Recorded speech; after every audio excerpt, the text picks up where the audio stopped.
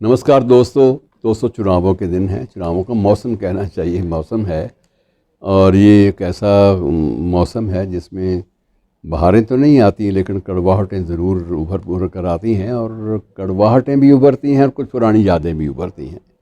पुरानी यादों में आपको मैं आज आपसे थोड़ी सी बात ये बांटना चाहूँगा कि 1952 का जो चुनाव था, वैसे ये चुनाव मैं आपको बता दूं कि 1951 में आरंभ हुआ था और 1952 में ये समाप्त हुआ था। इसलिए इसको कुछ एक लोग इसको 1952 का पहला चुनाव कह देते हैं भारत का, और कुछ लोग 1951 से गिनते हैं। बहरहाल, तो उन दिनों जब नेहरू जी ने इलेक्शन लड़ा, चुनाव लड़ने के लिए अपना नामांकन दिया, तो उन दिनों इलाहाबाद के भी अलग अलग क्षेत्र थे। इलाहाबाद के उस सारे जनपद में भी सीटें अलग अलग थीं।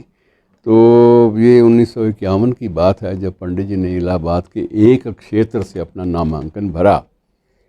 तो उस वक्त उन्होंने एक बात कही थी कि मैं हिंदू कोड बिल तो लाऊंगा। और उस वक्त हिंदू कोड बिल के बारे में जो नेहरू की व्याख्या थी, उसके खिलाफ विद्रोह प्रकट करने के लिए दो आदमियों ने फैसला किया था। तो उन्होंने विशेष रूप से दो व्यक्तियों ने आपस में विचार विमर्श किया।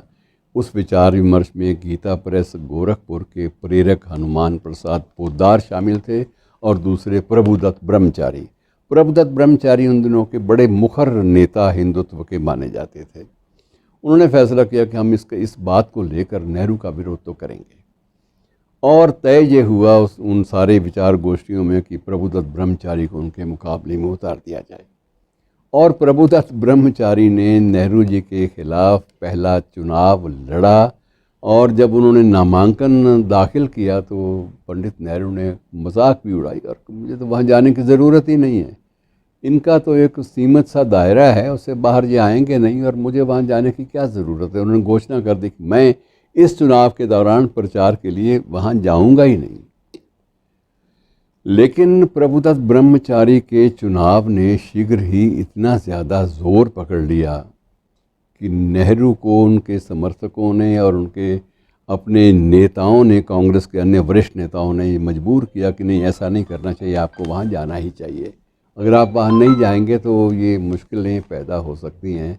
और इन्हीं बातों को लेकर नेहरू उस चुनाव में, जिसमें वो संकल्प ले चुके थे कि मैं चुनाव प्रचार के लिए नहीं जाऊंगा, वहाँ भी उनको चुनाव प्रचार के लिए जाना पड़ा। और वहाँ एक नहीं बल्कि चार चार वहाँ पर जनसभाएं उनको संबोधित करनी पड़ी। तब जाके वो उभर पाए और तब जाके वो जीत पाए। वरना ये बहुत बड़ी बात होती कि देश का अंतरिम सरकार का प्रधानमंत्री जो है वो चुनाव में ही हार गया। तो ये एक बहुत बड़ा इतिहास था जो रचते रचते रह गया।